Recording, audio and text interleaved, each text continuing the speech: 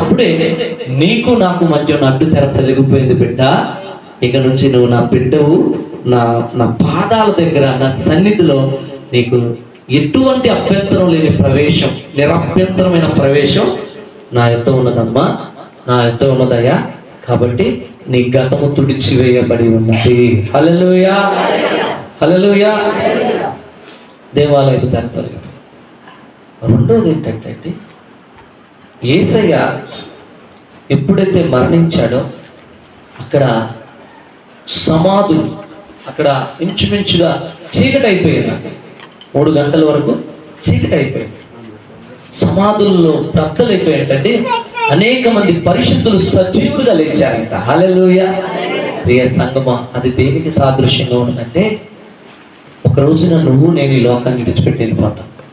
కానీ మరణం అనుకుంటది కదా, మనల్ని కప్పేసి తేమో అనుకుంటది. కానీ మరణానికి అంత సామర్థ్యం లేదు. హల్లెలూయా. నువ్వు ఈరోజు ఎవరి సన్నిధిలో ఉన్నావంటే, మరణమా నీ ముల్లెక్కడా, మరణమా నీ విజయం ఎక్కడా అని సవాలు చేసి మరణాన్ని జయించిన సజీవుడు, పునరుద్ధానుడు, మృత్యుంజయుడు అయిన యేసు క్రీస్తు సన్నిధిలో మనం ఉన్నాం. చప్పట్లు కొడదాం అందరం. హల్లెలూయా. మన దేవుడు పునరుద్ధానుడు. హల్లెలూయా. ఏమండి, మత్తయి సువార్త 28వ అధ్యాయంలో ఈ మాట చదువుకొని ముందుకెళ్దాం. స్తోత్రం. హల్లెలూయా. 5వ వచనం. దూత ఆ స్త్రీలను చూసి, మీరు భయపడకుడి, సిలువ వేయబడిన యేసును మీరు వెదుకుచున్నారని నాకు తెలియదు. ఆయన ఇక్కడ లేడు, తాను చెప్పినట్టే ఆయన లేచి ఉన్నాడు. హల్లెలూయా. ఆయన చెప్పినట్టే ఏమున్నాడు చెప్పండి. ఆయన లేచి ఉన్నాడు. ఎక్కడి నుంచి అండి? నిద్రపోయాడు లేచినట్ట లేదు. ఏమండి, ప్రపంచము ఇప్పటికి కూడా మరణాన్ని జయించటానికి ప్రపంచంలో ఉన్న ప్రజలు కోట్లకు పడిగెత్తే వాళ్ళు ఏమనుకుంటారంటే, ఏమైనా సరే చచ్చిపోకూడదు. దానికోసం ఏం చేస్తారో తెలుసా ప్రియమైన దేవుని బిడ్డలారా? అన్ని ప్రయత్నాలు చేస్తుంటారు. సాంకేతికతను ఉపయోగించుకుంటున్నారు, టెక్నాలజీని ఉపయోగించుకుంటున్నారు. కనిపెట్టే వారితో అంటున్నారు, ఎట్టయినా సరే చచ్చిపోయే పరిస్థితుల్లో ఉన్నోడికి ఒక టాబ్లెట్ ఇస్తే దిక్కులు లేసి కూర్చోవాలా. అలాంటి మందు ఎవరైనా కనిపెడతారా? మీకు ఏం కావాలో చెప్పండి, మీకు ఎంత కావాలో చెప్పండి, మీకు ఎలా కావాలో చెప్పండి, ఏ రీతిగా అయినా మేము సిద్ధమే అంటూ ప్రపంచ మేధావులు, ప్రపంచ కుబేరులు మరణాన్ని విషయంలో దాన్ని జయించటానికి ప్రయత్నాలు చేస్తున్నారండి. ఇప్పటికి కూడా జరుగుతున్నాయి. ఎన్నో ఇన్నోవేషన్స్ వచ్చేస్తా ఉన్నాయి. రోజు రోజుకి మార్పులు కలుగుతూ ఉన్నాయి. కానీ ఎప్పటికీ కూడా ప్రపంచ మానవాళికి ఒక సవాల్ ఏంటో తెలుసా? మరణాన్ని జయించటం. హల్లెలూయా. ప్రియమైన దేవుని బిడ్డలారా, ఈరోజు ఈస్టర్ పండగ. ఏం పండగ చెప్పండి? ఈస్టర్ పండగ. ఏంటి పండగ ప్రత్యేకత అంటే, మొన్న జరుపుకున్న పండగ గుడ్ ఫ్రైడే, శుభ శుక్రవారం. ఆ పండగ ఏంటంటే చచ్చిపోయిన రోజు. ఈ పండగ ఏంటంటే బ్రతికిన రోజు. హల్లెలూయా. తిరిగి లేచిన రోజు. స్తోత్రం. హల్లెలూయా. ప్రపంచంలో 3 పండగల ప్రత్యేకత, తిరుగులేని ప్రత్యేకత అండి. ఒకటి క్రిస్మస్, హల్లెలూయా. రెండోది గుడ్ ఫ్రైడే, మూడోది ఈస్టర్. మనం ఇంకొక పండగ కోసం చూస్తున్నాం. ఆ పండగ ఏంటంటే రాకడ. హల్లెలూయా. మనం ఎత్తబడే పండగ ఒకటి ఉంది. స్తోత్రం. హల్లెలూయా. దేవుని బిడ్డలారా, ఈరోజు దేవుడు నీతో మాట్లాడుతున్నాడు. ఆయన ఇక్కడ లేడు, ఆయన చెప్పినట్టే లేచి ఉన్నాడు అనే మాటను మనం చదువుకున్నాం. మత్తయి సువార్త 28వ అధ్యాయంలో ఈ మాటను మనం చదువుకున్నాం. ప్రియమైన దేవుని బిడ్డలారా, 4 సువార్తల్లో కూడా యేసయ్య పునరుద్ధానం గురించి రాయబడి ఉన్నది. మత్తయి సువార్త 28వ అధ్యాయంలో, లూకా సువార్త చివరి అధ్యాయంలోను, మార్కు సువార్త చివరి అధ్యాయంలోను, యోహాను సువార్త 20వ అధ్యాయంలో ఈ పునరుద్ధానం గురించి, ప్రభు అయిన యేసయ్య యొక్క పునరుద్ధానం గురించి రాయబడి ఉన్నది. ఈరోజు ఖచ్చితంగా దేవుడు నీతో మాట్లాడుతున్నాడు. స్తోత్రం. హల్లెలూయా. ఆయన ఖచ్చితంగా మాట్లాడే దేవుడు. నిన్న, నేడు, రేపు ఒక్క రీతిగా ఉన్న దేవుడు. ఏ టైపులోనైనా నీతో మాట్లాడచ్చు. మాట్లాడటం మాత్రం ఖచ్చితంగా మాట్లాడతాడు, దాంట్లో తిరుగులేదు దేవుడు. స్తోత్రం హల్లెలూయా.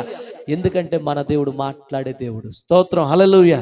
కృంగిన వారిని లేవనెత్తే దేవుడు, బలహీనులను బలపరిచే దేవుడు, కన్నీటిని నాట్యం చేసే దేవుడు, వ్యాధిని స్వస్థపరిచి స్వస్థతనిచ్చి సంపూర్ణంగా నిలబెట్టగలిగిన దేవుడు మన దేవుడు. అంతేకాదండి, మరణాన్ని జయించి తిరిగి లేచిన దేవుడు మన దేవుడు. స్తోత్రం హల్లెలూయా. యేసయ్య మరణించిన సమయమున జరిగిన సంఘటనలో కొన్ని సంఘటనలు మనం విన్నాము. దాంతో పాటుగా అక్కడున్న పరిస్థితులు ఏంటో కూడా ఒకసారి ఆలోచన చేయాలి. యేసయ్య మరణించిన టైంలో ఉన్న పరిస్థితులు ఏంటంటే 3 ప్రాముఖ్యమైన పరిస్థితులు ఉన్నాయండి. 3 ప్రాముఖ్యమైన సంఘటనలు ఉన్నాయండి. ఒక సంఘటన ఏమిటంటే అండి, మతపరమైన సంఘటన. స్తోత్రం హల్లెలూయా. ఒకటేంటంటే మతపరమైన సమస్య. రెండోది ఏంటంటే ప్రియమైన దేవుని బిడ్డలారా, మీరు గమనించినట్లయితే రెండో సమస్యకు వచ్చేటాలక రాజకీయ పరమైనది. మూడో సమస్య ఏంటంటే జ్ఞానపరమైన సమస్య. ఈ 3 కూడా ఆ సమయమున ఒక సమస్యలకు తయారైపోయాయి. యేసయ్య నేను దేవుని కుమారుణ్ణి, లోకరక్షకుణ్ణి, నేనే మీరు ఎదురు చూస్తున్న మెస్సయ్యని అని యూదులకు, ఇశ్రాయేలు ప్రజలకు బోధిస్తుంటే దైవదూషణ చేస్తున్నాడు, దేవుణ్ణి తన తండ్రి అంటున్నాడు అంటూ యేసయ్య మీద యూదులు కక్ష కట్టారు. అర్థమవుతుందా? యూదుల బాధ ఇది. ఎందుకంటే యూదుల బాధ ఇందానే చెప్పాను, మతపరమైన సమస్య. యూదులు తమ మతం విషయంలో ఎంతో శ్రద్ధ భక్తులు కలిగిన వాళ్ళు, నిష్ట కలిగిన వాళ్ళు ప్రాణాన్నైనా త్యాగం చేయటానికి సిద్ధపడతారు, కానీ మత నియమాలను, మత నిబంధనలను మేరటానికి ఇష్టపడరు. అర్థమవుతుందా ప్రియమైన దేవుని బిడ్డలారా? వారి మతం విషయంలో వారు అలాంటి అభిప్రాయం కలిగిన వ్యక్తులు యూదులు. ప్రియమైన దేవుని బిడ్డలారా, అటువంటి యూదులు వారు ఆరాధించే దేవుడు ఆయనే నిజమైన దేవుడు, ఆయన తప్ప వేరొక దేవుడు లేడు. ఆయన విషయంలో ఎవరైనా నేను దేవుణ్ణి లేదా దేవుని కుమారుణ్ణి అని చెప్తే వారిని వారు ద్వేషిస్తూ ఉంటారు. అలాంటి పరిస్థితుల్లో, అలాంటి ప్రాంతంలో అదే గోత్రములో యేసు ప్రభు పుట్టాడు. స్తోత్రం హల్లెలూయా. అలాంటి ప్రాంతంలో పుట్టిన యేసయ్య 30 సంవత్సరాల తర్వాత సేవా పరిచర్య ప్రారంభించిన తర్వాత జరిగిన సంఘటనలను మనం శ్రద్ధగా చూసినట్లయితే ఎప్పుడూ కూడా యేసు ప్రభుని విమర్శించడానికి ఒక గుంపు ఉండేది, శాస్త్రులు, పరిసయ్యులు. ఈ గుంపు ఎప్పుడు కూడా యేసు ప్రభుని నేను దేవుని కుమారుణ్ణి కాదు, నేను మీలాగనే ఒక మామూలు వ్యక్తిని అని ఆయన ద్వారా చెప్పించటానికి వాళ్ళు చివరి యేసు ప్రభు ఆ యొక్క సిలువ ఎక్కేంత వరకు కూడా వాళ్ళ విశ్వ ప్రయత్నాలు చేశారు. స్తోత్రం చెల్లిద్దాం హల్లెలూయా. ఎందుకంటే ఈ ప్రధాన యాజకులు కానీ, ఈ శాస్త్రులు కానీ, ఈ పరిసయ్యులు కానీ యోధా మతంలో ప్రథములు అన్నమాట, ప్రాముఖ్యులు అన్నమాట. వీరు ఏమంటున్నారంటే మా మతం గొప్పది, మా మతాన్ని మించిన మతం వేరొకటి లేదు, కాబట్టి ఇతనేంటి మాలో పుట్టి మాలో పెరిగి మాకు వ్యతిరేకంగా బోధిస్తున్నాడు, ఈయన బోధ ఒక చిత్రంగా ఉందే, వ్యతిరేకంగా ఉందే అంటూ వారు ఏం చేశారో తెలుసా ప్రియమైన దేవుని బిడ్డలారా? ఆయన బోధించే బోధను ఖండించలేక, ఆయన బోధించే బోధను ఆటంకపరచలేక ఏం చేశారో తెలుసా? ఇనుముతో పోల్చారు రోమా సామ్రాజ్యాన్ని. రోమా సామ్రాజ్యం ఎలాంటి సామ్రాజ్యం అంటే ఆ రోమా సామ్రాజ్యంలో ఉండే శిక్షలు బలమైనవి, ఎవరు తట్టుకోలేరు. రోమా సైన్యము క్రూరమైన సైన్యం.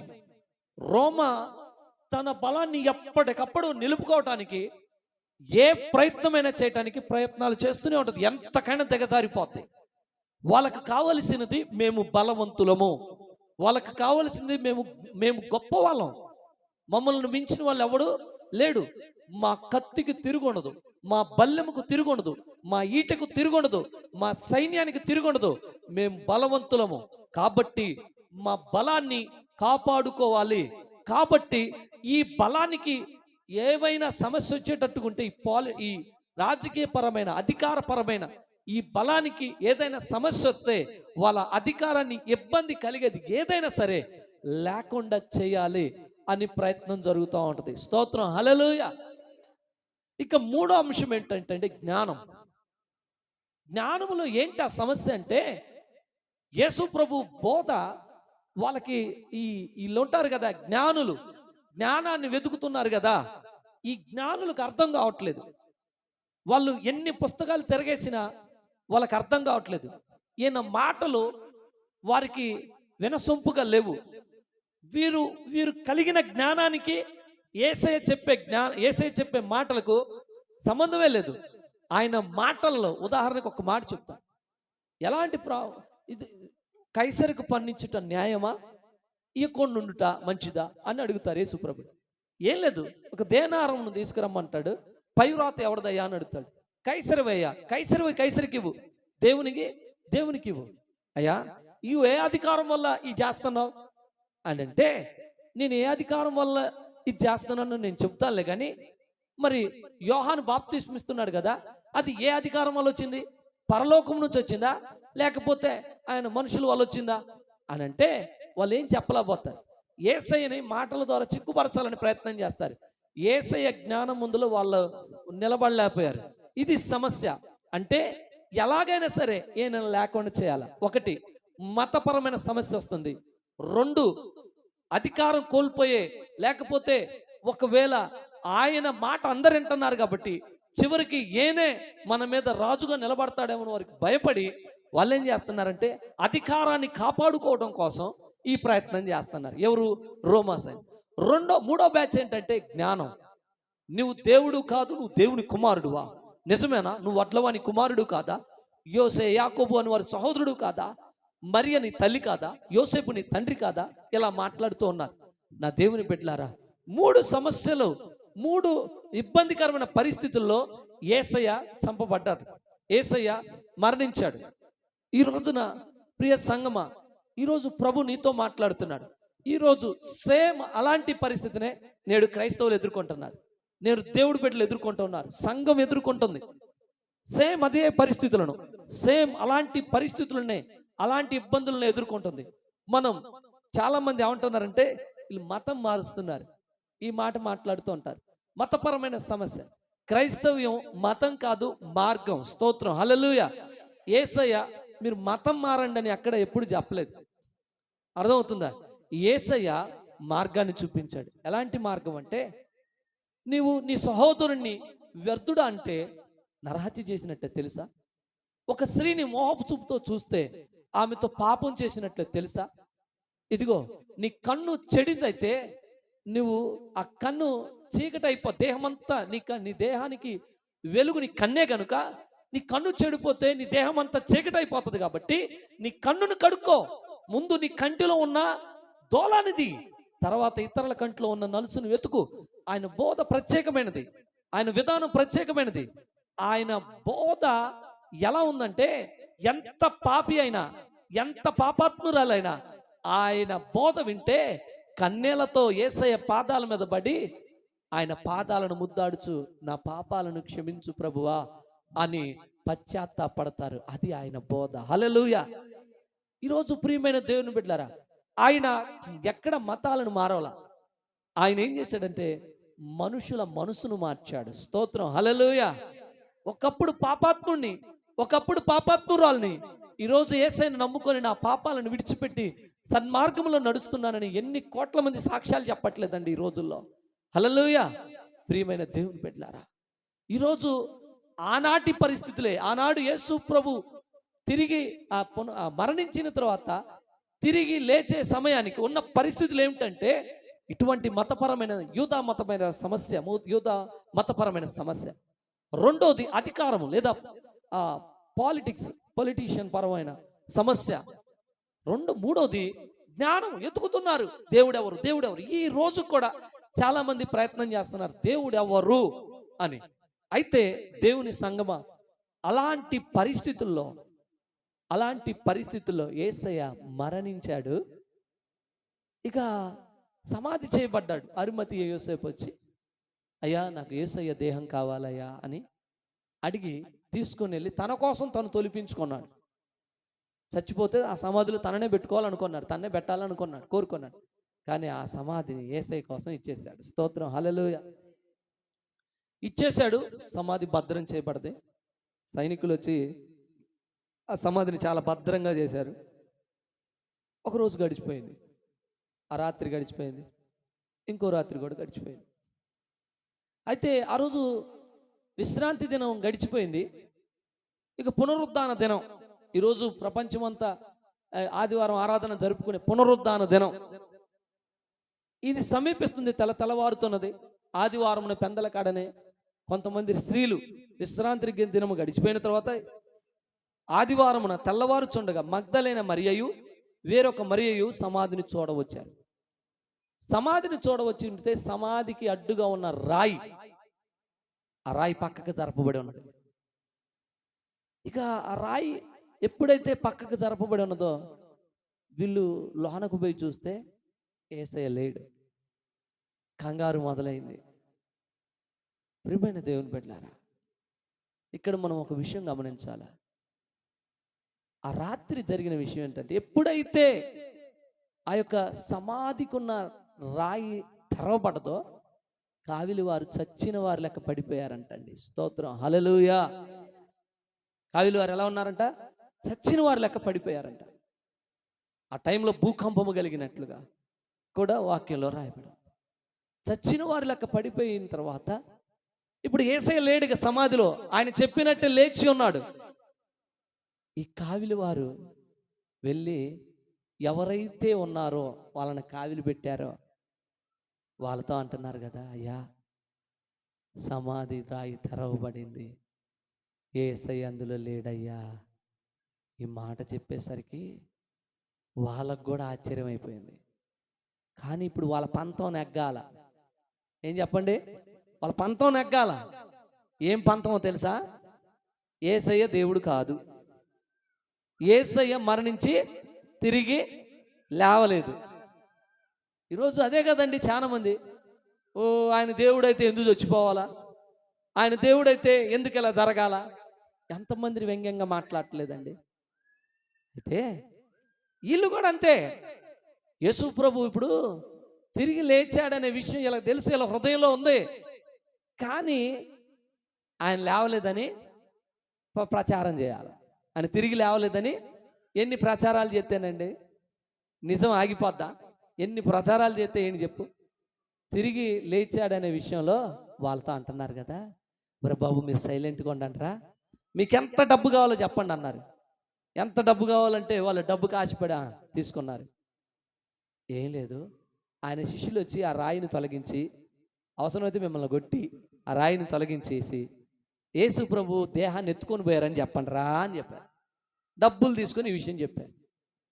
చెప్పి ఎవరైనా మిమ్మల్ని పెద్దలు ఎవరైనా మాట్లాడారనుకోండి, వాళ్ళ విషయంలో మేము ఏం చేస్తాం తెలుసా? మేము నెమ్మది కలగ చేస్తాం, వాళ్ళని మేము సముదాయిస్తాం, నీకెందుకు అని చెప్పారు. ప్రియమైన దేవుని బిడ్డలారా, ఈరోజు కూడా యేసు ప్రభువుని దేవుడని అంగీకరించడానికి చాలా మందికి తెలుసు కూడా అంగీకరించడానికి మనసు రాదు. రెండోది ఏంటంటే, వాళ్ళకు వచ్చిన సమస్య ఏంటంటే యేసు ప్రభు చనిపోయి తిరిగి లేచాడంటే అసలు నమ్మరు. ఎందుకంటే ఇదే రాయబడింది. ఇది ఎలా ఉందో తెలుసా? ప్రియమైన దేవుని బిడ్డలారా, 15వ వచనం చదువుతుంది. అప్పుడు వారు ఆ ద్రవ్యం తీసుకొని తమకు బోధించబడిన ప్రకారం చేసిరి.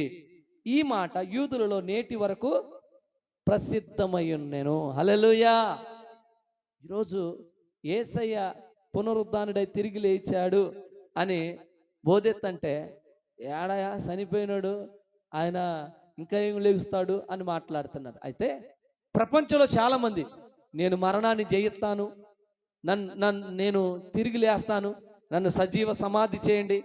ఒక ఆయన అలాగనే సజీవ సమాధి చేయండి అని లోన్ పెట్టారంట. ఆయన కొన్ని రోజుల తర్వాత తీద్దామని ఈ డేట్ అని చెప్పారంట. ఓపెన్ చేస్తుంటే కుళ్ళు వాసన వచ్చిందంట శవం. హల్లెలూయా. చాలా మంది ఇంచుమించు 500 పైచిలకు మంది నేనే యేసు ప్రభువుని అని చెప్పుకుంటూ వచ్చారంట.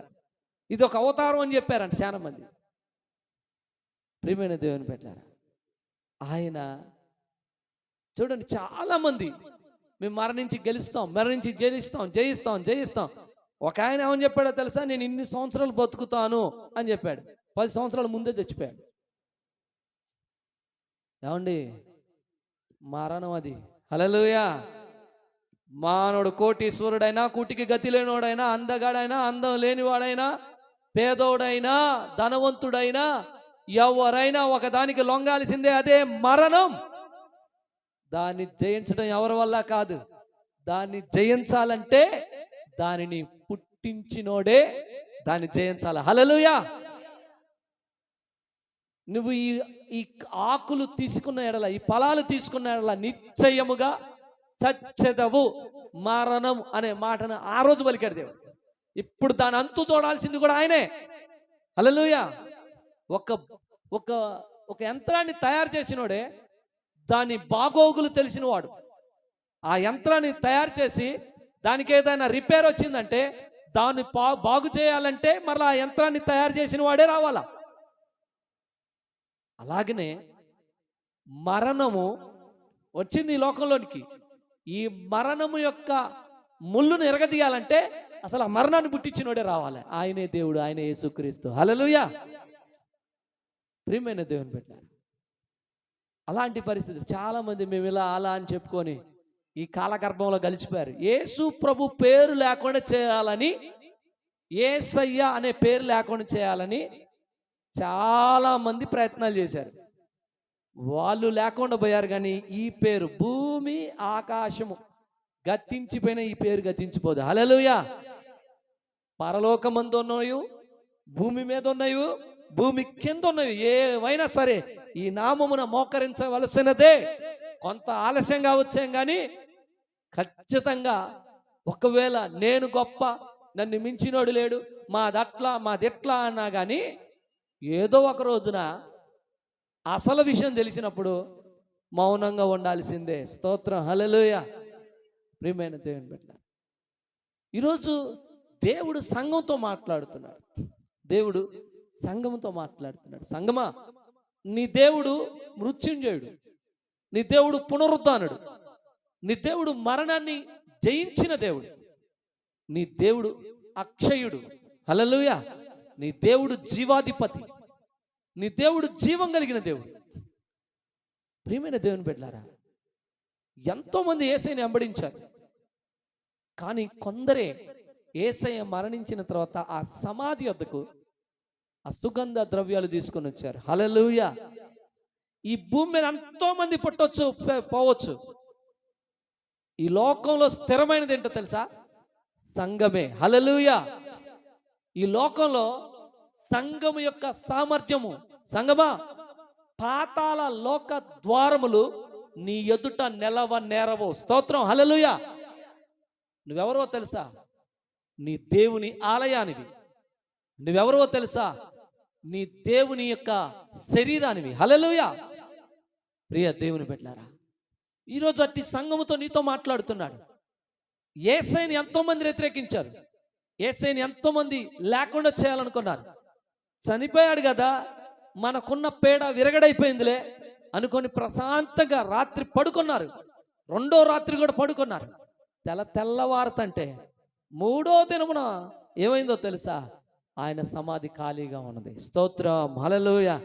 ఇప్పటికీ కూడా యెరూషలేములో ఆ అరిమతయి యోసేపు యొక్క ఆ స్థలంలో ఆ యొక్క రాతి గుహ, ఎప్పటికి యేసయ్యను పెట్టిన, ఆ యేసయ్య దేహాన్ని పెట్టిన ఆ గుహ, ఆయన సమాధి ఖాళీగానే ఉంది. హల్లెలూయా. ప్రపంచంలో గొప్ప గొప్ప వాళ్ళందరి సమాధులు ఒకవేళ చూస్తే మూయబడి, తెరిస్తే కొద్ది రోజులైతే చచ్చిపోతే వాసన కొడుతుంది, ఇంకొద్ది రోజులైతే ఎముకలకున్న మాంసం ఎండిపోద్ది, ఎముకలు కనిపించొచ్చేమో. కానీ యేసయ్య సమాధి ఖాళీ సమాధి. హల్లెలూయా. ఎందుకంటే ఆయన తిరిగి లేచిన దేవుడు. స్తోత్రం. హల్లెలూయా. మరణ శాసనం ఎక్కడ ఉండునో ఆ మరణ శాసనము రాసిన వాని మరణముండునో. ప్రియ దేవుని బిడ్డలారా, ఈరోజు నీతో దేవుడు మాట్లాడుతున్నాడు. ప్రజలు, ప్రియమైన ప్రజలారా, ఎలా ఉన్నారంటే దేవుని బిడ్డలారా, ఒకరు మాది గొప్ప అంటున్నారు, ఒకరు మేమే బలవంతులు అంటున్నారు, ఒకరు మేమే జ్ఞానవంతులు అనుకుంటున్నారు. ఈ రోజున ప్రపంచం అలాగనే తయారవుతున్నది. కొన్ని దేశాలు బలాన్ని సమకూర్చుకుంటున్నాయి, కొన్ని దేశాలు జ్ఞానాన్ని సమకూర్చుకుంటున్నాయి, కొన్ని దేశాలు అధికారాన్ని సమకూర్చుకుంటున్నాయి. హల్లెలూయా. ఎప్పుడు నిత్యము మేమే పరిపాలించాలి, నిత్యము మాదే పరిపాలన ఉండాలా, మేము నిత్యము ఉండిపోవాలా. రోమా సామ్రాజ్యం కూడా అలానే చేసింది. ఉన్నదా ఇప్పుడు? స్తోత్రం, హల్లెలూయా. మేము జ్ఞానవంతులము, మా దగ్గర టెక్నాలజీ ఉన్నది, మమ్మల్ని మించిన వారు ఎవరూ లేరు. ఎన్ని టెక్నాలజీలు కనిపించినా టెక్నాలజీలు మించిపోయే రోగాలు వచ్చినాయి. హల్లెలూయా. ఒక్క తుమ్ము దగ్గు వచ్చిందంటే ముక్కు నోరు మూటికి గుడ్డలు కట్టుకొని గిలగిల కొట్టుకున్న రోజులు ఉన్నాయి. హల్లెలూయా. నీ టెక్నాలజీ ఏం చేసింది చెప్పు? ప్రియమైన దేవుని బిడ్డలారా, మమ్మల్ని మించిన బలం లేదు అనుకున్న రోమా సామ్రాజ్యం చేతి సహాయం లేని రాయి ఆ క్రీస్తు వచ్చి ఆ పాదాల మీద రాయి పడంగులోనే చేతి సహాయం లేని రాయి వచ్చి తుత్తు నీళ్ళుగా అన్ని సామ్రాజ్యాలు కోల్చబడ్డాయి. హల్లెలూయా. ఇక మేమే నిత్యము, మమ్మల్ని మించిన వాళ్ళు ఎవరు లేరు. నెబుకద్నెజరు అలాగనే అనుకున్నాడు. గర్వం తుడిచి పాడేశాడు, గడ్డి మేపిచ్చాడు. హల్లెలూయా. సంగమా, ఈరోజు దేవుడు నీతో మాట్లాడుతున్నాడు. ఖాళీ సమాధి దగ్గరికి వెళ్ళారండి ఆ మార్త, మరియా, ఆ మగ్దలేని మరియా, ఏమండి వేరొక మరియా, ఇంకా కొంతమంది పేర్లు ఉన్నాయి. వీరెవరంటే సంఘము. హల్లెలూయా. చెప్పండి, ఎవరు చెప్పండి? సంఘమా, మనం ఎవరో తెలుసా? ఒకరోజు ఆయన మధ్యాకాశంలోకి వస్తాడు. ఒకరోజు ఆయన మధ్యాకాశంలోకి వస్తాడు. వస్తానని చెప్పిన వాడు, చెప్పండి గట్టిగా, రాకమానడు. ఆయన పుడతాను అని చెప్పాడు, పుట్టాడు. చనిపోతానని చెప్పాడు, చనిపోయాడు. తిరిగి లేస్తానని చెప్పాడు, లేచాడు. పరమునకు వెళ్తానని చెప్పాడు, వెళ్ళాడు. మరలా రాబోవటం ఒక్కటే మిగిలి ఉంది. హల్లెలూయా. అది కూడా ఖచ్చితంగా జరుగుతుంది. స్తోత్రం, హల్లెలూయా. అయితే నా దేవుని బిడ్డలారా, వాక్యంలో నుంచి ఒక్క అంశాన్ని చదువుకొని ముగించుకున్నాం, అంతే కదా? ఎందుకంటే సమయం అయిపోతున్నది. త్వరగా ఈ ఒక్క మాటను చదువుకొని ప్రైజ్ ది లార్డ్. హల్లెలూయా. జాగ్రత్తగా విందాం, చూద్దాం. యోహాను సువార్త 20వ అధ్యాయము 11వ వచనం నుంచి శ్రద్ధగా చదువుదాం. ఈ మాటతోనే ముగించుకుందాం మనం. అయితే మరియా సమాధి బయట నిలిచి ఏడ్చుచుండెను. ఆమె ఏడ్చుచు సమాధిలో వంగి చూడగా తెల్లని వస్త్రాలు ధరించిన 2 దేవదూతలు యేసు దేహమును ఉంచబడిన స్థలంలో తల వైపున ఒకడును కాళ్ళ వైపున ఒకడును కూర్చుండుట కనబడెను. వారు, అమ్మా, ఎందుకు ఏడ్చుచున్నావని ఆమెను అడుగగా. హల్లెలూయా. ఈరోజు ప్రభు నీతో ఇది మాట్లాడుతున్నాడు. తన దూతలో నుంచి ఈరోజు మాట్లాడుతున్నాడు. సంగమా, ఎడవబడిన దాని లెక్క ఉన్నావు కదా, కొట్టబడిన దాని లెక్క ఉన్నావు కదా, తెగిపోయిన గాలిపటం లెక్క అయిపోయింది కదా జీవితాలు. ఎటు నుంచి ఏ ఉప్పెన వస్తుందో, ఎటు నుంచి ఏ ఉపద్రవం వస్తుందో, అయ్యో ఇక ఈ కాలము క్రైస్తవ సంఘానికి ఇక ఇబ్బందికరమైన పరిస్థితులే, కష్టకాలమే దాపరించింది. శత్రువులు లేస్తున్నారు, ఇబ్బందులు పెడుతున్నారు, ఆటంకం కలగజేస్తున్నారు అనుకుంటూ ఈ రోజున మన ప్రాంతంలో, మన దేశంలో సంఘము, క్రైస్తవ సంఘం ఎలా ఉంటుందంటే పైకి నవ్వుతూ ఉన్నదిలే కానీ లోపల ఏడుస్తూ ఉన్నది సంఘం. హల్లెలూయా. సంఘము బాధపడుతూ ఉన్నది ఈ రోజున. మరియా ఎందుకు ఏడుస్తున్నదా అంటే యేసయ్య కనిపించట్లేదు. స్తోత్రం, హల్లెలూయా. అయితే ఈరోజు నీ జీవితంలో కూడా, నీ కుటుంబంలో కూడా, నీ జీవితంలో కూడా నీ దేవుడు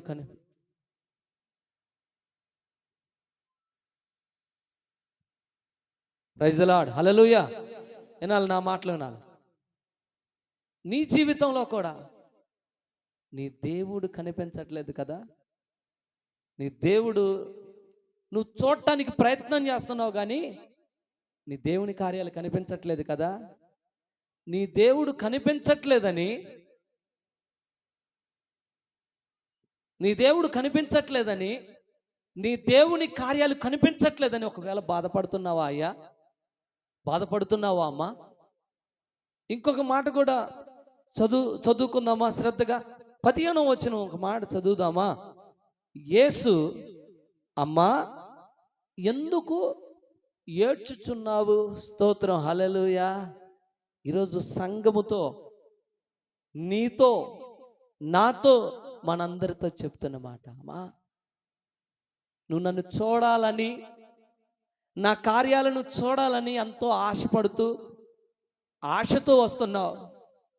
నేను నీకు కనిపించట్లేదని బాధపడుతున్నావు కదా, నేను నీకు కనిపించట్లేదని దుఃఖపడుతున్నావు కదా, నువ్వు నన్ను ఎదుగుతున్నావులే, కానీ నేను నీకు కనిపించకపోయేసరికి బాధతో ఉన్నావు కదా. మరియా యేసయ్యను చూడటానికి ఆ సమాధిలోకి వెళ్తే అండి, యేసయ్య కనిపించకపోయేసరికి అండి ఏడుస్తున్నదండి. ఈరోజండి దేవుని సంఘము కన్నీళ్లు గారుస్తుంటే చాలామంది సంబరాలు చేసుకుంటున్నారు, చాలామంది సంబరపడుతున్నారు. ఏమండి, మనం ఎవరి రక్తంలో కడగబడ్డాం? యేసయ్య రక్తంలో కడగబడ్డా.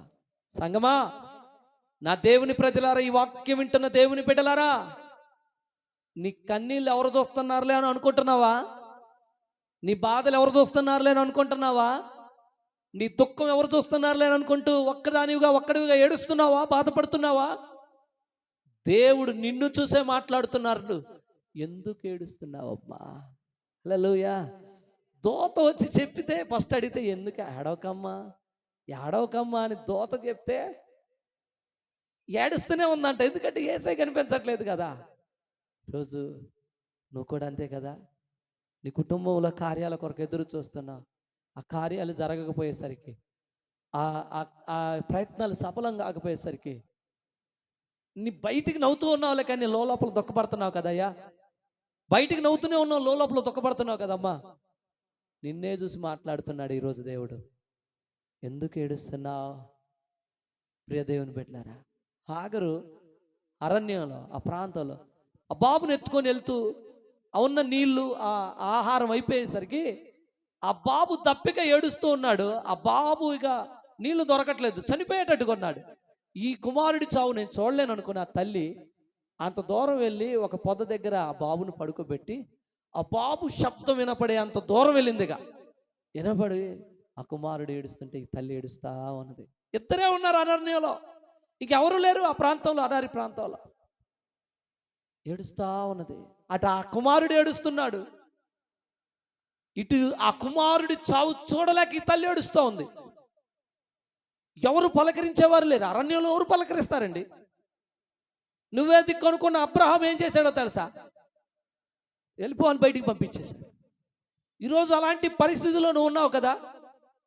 ఈరోజు అలాంటి స్థితిలో నువ్వు ఉన్నావు కదా. నువ్వే దిక్కు అనుకున్న వాళ్ళే నిన్ను పక్కన పెట్టినట్టున్నారు కదా. ఈరోజు ప్రభు నీతో మాట్లాడుతున్నాడు. ఎవ్వరు నీ దుఃఖాన్ని ఎంటలేదు అనుకున్నావు కదా. నువ్వు ఏడ్చే ఏడుపు, నువ్వు పడే బాధ, నీ దుఃఖం తెలియట్లేదు అనుకున్నావు కదా. ఏమండి, ఎంత ఏడుపు ఏడ్చుంటుందండి ఆ తల్లి. మన పిల్లలకి ఇంజక్షన్ వేపిస్తుంటేనే దుఃఖం అనిపించింది అండి. ఎంత ఏడుపు అనిపించింది అండి, ఎంత బాధ అనిపించింది అండి. అసలు ఇంకేం లేదు, ఆ బాబుకి నీళ్లు దొరకట్లేదు, నీళ్ళు అయిపోయాయి, ఇక చావొక్కటే. స్వరం మారిపోతా ఉంది, బాబుది మారిపోతా ఉంది. అనుకుంటుంది కదా, ఇంకోసారి వినపడిద్ది నా కుమారుడి స్వరం అని ఏడుస్తా ఉంది. పలకరించేవారు ఒక్కర్లేడు. ఈరోజు సంఘం యొక్క పరిస్థితి కూడా అలానే ఉంది. ఈరోజు సంఘాల పరిస్థితులు కూడా అలానే ఉన్నాయి. సంఘం పక్షాన నిలబడేవారు, సంఘం పక్షాన పోరాడేవారు, దేవుని బిడ్డల కొరకు అండగా నిలబడేవారు ఒక్కడు కూడా ధైర్యం చేయట్లేదు. ఏమండి, ప్రియమైన దేవుని బిడ్డలారా, హామాను యూదులందరినీ నాశనం చేయాలని కంకణం కట్టుకొని ఉన్నాడండి మనోడు. ఒక తాకీదు పుట్టించుకొని యూదులను హతం చేయాలా. ఈ విషయం మొర్దెకాయికి తెలిసింది. మొర్దెకాయి ఏం చేశాడో తెలుసా? తన కుమార్తె ఎస్తేరు రాణిగా ఉంది కదా అదే రాజ్యంలో, అమ్మా మన యూదుల్ని చంపాలనుకుంటున్నారమ్మా, దయచేసి మరి నువ్వు రాణిగా ఉన్నావు, అందు నిమిత్తమే దేవుడిని నిలబెట్టాడేమో, కాబట్టి నువ్వు మాట్లాడవలసిన సమయం వచ్చిందమ్మా. అప్పుడు అంటున్నాడు కదా, ఆమె అంటుంది కదా, నేను ఎలా వెళ్ళగలనానని, నేను ఒక రాణినే, రాజు దగ్గరికి నేను ఎలా మాట్లాడగలను అని అంటే ఏమంటాడో తెలుసా మొర్దెకై? ఈ సమయంలో నువ్వు నోరు మూసుకొని ఉంటే, నీవు కాకపోతే దేవుని బిడ్డలకి ఏదో ఒక రీతిగా సహాయం వస్తుంది, కానీ నువ్వు తప్పించబడవని గుర్తుపెట్టుకో ఎస్తేరు అని అంటే, ఎస్తేరు ఏం చేసిందో తెలుసా? 3 రోజులు ఉపవాసం ఉండి ఏడ్చుతూ దేవుడి సన్నిధిలో గడిపి తన బిడ్డలను కాపాడుకున్నది. హల్లెలూయా. ఈరోజు దేవుని బిడ్డల కోసం, సంఘం కొరకు మాట్లాడేవారు ఒక్కరు ముందుకు రావట్లేదు.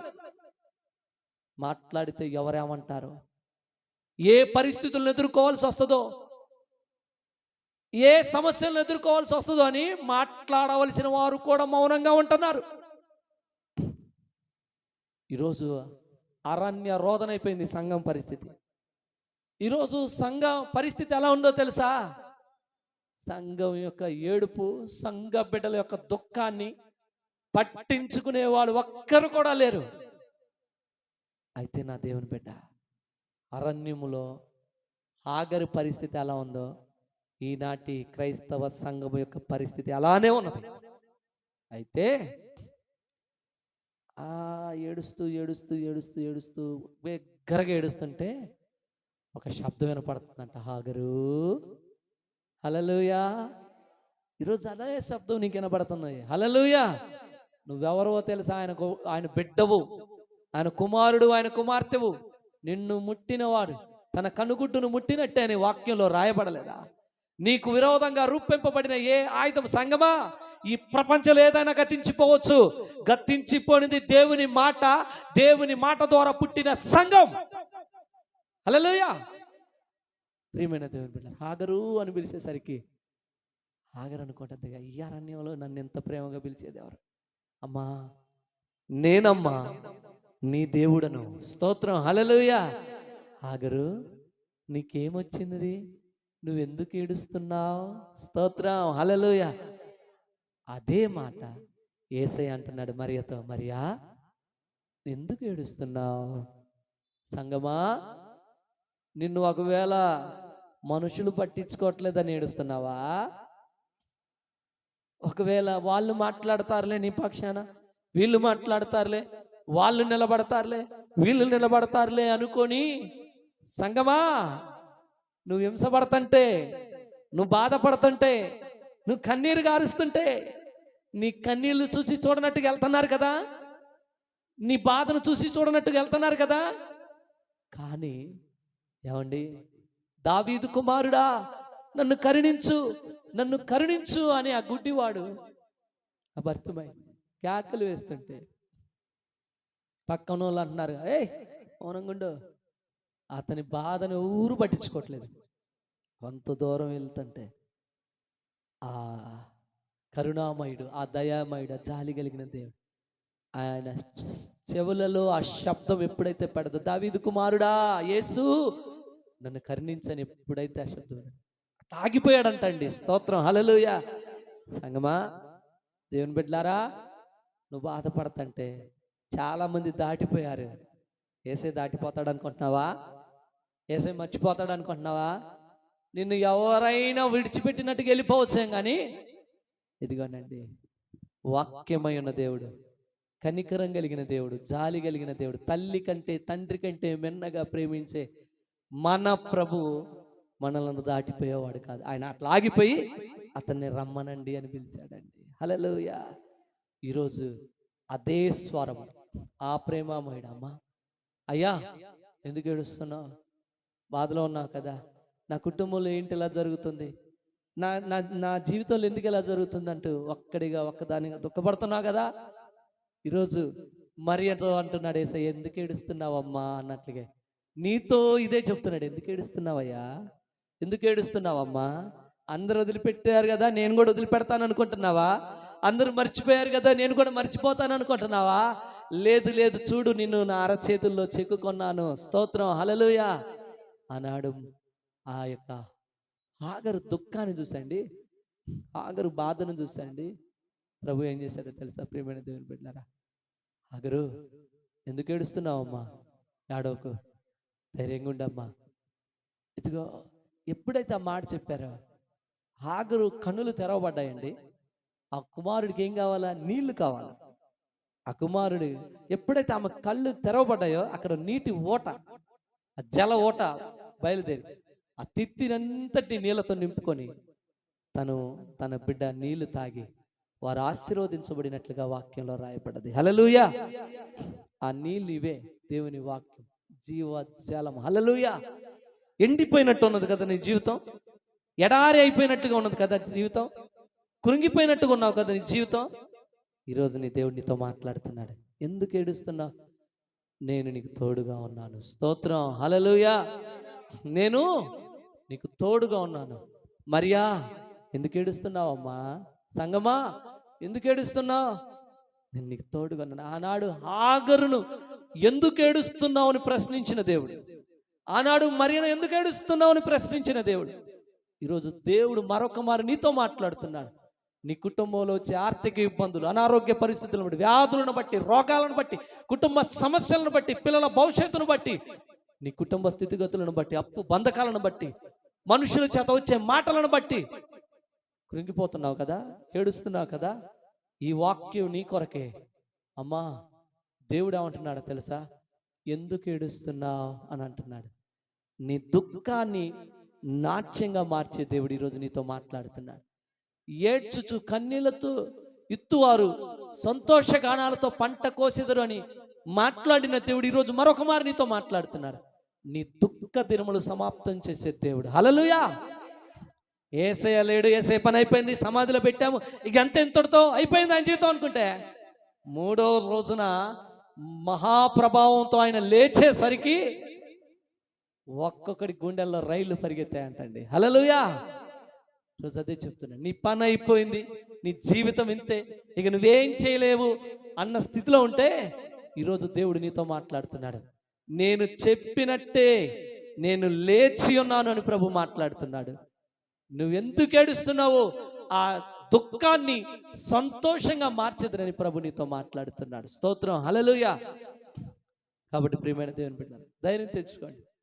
ఆయన నమ్మదగిన వాడు, ఆయన మనల్ని విడిచిపెట్టేవాడు కాదు. ఎప్పుడైతే ఎందుకు ఏడుస్తున్నావు అని చెప్పేసరికి, రబ్బీ, నా ప్రభువుని చూసావా అని అడుగుతుంది. మరి ఎప్పుడైతే ఆయన మరియా అని పిలిచాడో, ఆయన గొర్రె, ఆయన స్వరము వినును, అంతే. హల్లెలూయా. ఎప్పుడైతే మరియా అని ఇలా పిలిచేది నా యేసే తప్ప ఉడుగు పెరవు. హల్లెలూయా. ఇలా పిలిచేది యేసయ్యే. ఎందుకంటే ఆ స్వరం యొక్క మాధుర్యం అంత గొప్పదండి.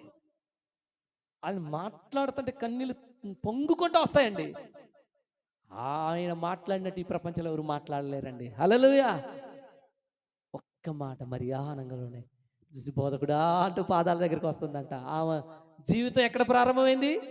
పాదాల దగ్గరే ప్రారంభమైంది. స్తోత్రం, హల్లెలూయా. ఈరోజు ఒకవేళ ఒకప్పుడు నీ జీవితం ఆయన పాదాల దగ్గర ప్రారంభమైంది, కానీ ఇప్పుడు కొంచెం అడంగా ఉన్నావా? కొంచెం దూరం అయ్యావా? అప్పుడు ప్రార్థన చేసినట్లుగా ప్రార్థన చేయట్లేదు కదా, అప్పుడు వాక్యం చదివినట్లుగా వాక్యం చదవట్లేదు కదా, అప్పుడు విశ్వాసం ఉంచినట్లుగా ఇప్పుడు విశ్వాసం ఉంచట్లేదు కదా, అప్పుడు ఆయన మీద ప్రేమ ఉన్నట్లుగా ఇప్పుడు లేదు కదా, అప్పుడు ఆయనకు దగ్గరగా బ్రతికినట్లుగా ఇప్పుడు బ్రతకలేకపోతున్నావు కదా. అయినా ఆయన నిన్ను తోసివేయడు, అయినా ఆయన నిన్ను త్రోసివేయడు. ఇప్పటికీ వెలుస్తున్నాడు ఆయన. అమ్మా, నాకు దూరం కావటం వల్లనే నీకు ఈ పరిస్థితి వచ్చిందేమో, నన్ను చూడలేకపోవటం వల్లనే నీకు ఈ బాధ కలిగిందేమో, ఇకనైనా మరలా నీవు నన్ను చూసే భక్తి చేయమ్మా. హల్లెలూయా. ఏమండి, మరియా యేసయ్యను గాయాలతో చూసింది. అప్పుడు ఇప్పుడు కొట్టబడి ఆ గాలపు కొరడాల దెబ్బలు, మొల్ల కిరీటం, ప్రక్కలో బల్లి, ఎంత చిత్రవద అనుభవించుడుదండి.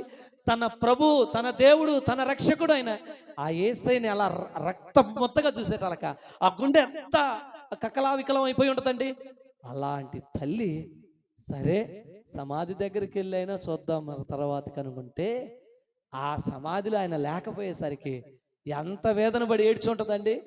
అలాంటి మరియా ఎప్పుడైతే ఏడుస్తుంటే యేసయ్య వచ్చి, మరియా ఎందుకు ఏడుస్తున్నావమ్మా అని పలికేసరికి ప్రియ దేవుని బిడ్డలారా, ఆమె సంతోషం అంత గొప్పదై ఉంటుందండి. హల్లెలూయా.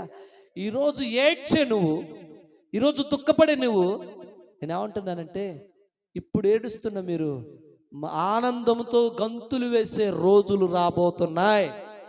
హల్లెలూయా. సంఘాన్ని దేవుడు మర్చిపోడండి. ఎందుకో తెలుసా? రక్తము చిందించింది ఆ సంఘం కోసం అండి. నీ కోసం నా కోసం రక్తం చిందించి నిన్ను నన్ను కడిగి కొనుక్కున్న దేవుడు ఎందుకు విడిచిపెడతాడండి? మనం ఏడుస్తుంటే ఆయన సంబరపడతాడా?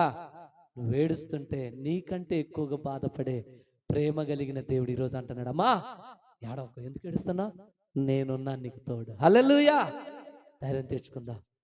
దేవుడు ఖచ్చితంగా నీకు, నీ కుటుంబానికి, నీకు, నీ పిల్లలకు, నీకు కలిగి ఉన్న సమస్తానికి ఆయన తోడుగా ఉండబోతున్నాడు. ఈస్టర్ వర్తమానం ఏంటో తెలుసా? ఈస్టర్ వాక్యం ఏంటో తెలుసా? ఏడుస్తున్న నీ యొద్దకు ఆయన వస్తున్నాడు అంతే. హల్లెలూయా. దుఃఖపడుతున్న నీ యొద్దకు వచ్చి నీ దుఃఖాన్ని నాట్యంగా మారుస్తున్నాడు ఆయన అంతే. హల్లెలూయా. కాబట్టి ధైర్యం తెచ్చుకున్నాం. దేవుని కృప మనకు తోడైండి నడిపించును గాక. ఆమేన్. ఆమేన్. ప్రార్థన చేసుకుందాం. ప్రియ దేవుని బిడ్డలారా, అందరం హృదయపూర్వకంగా ప్రార్థన చేద్దాం. మనం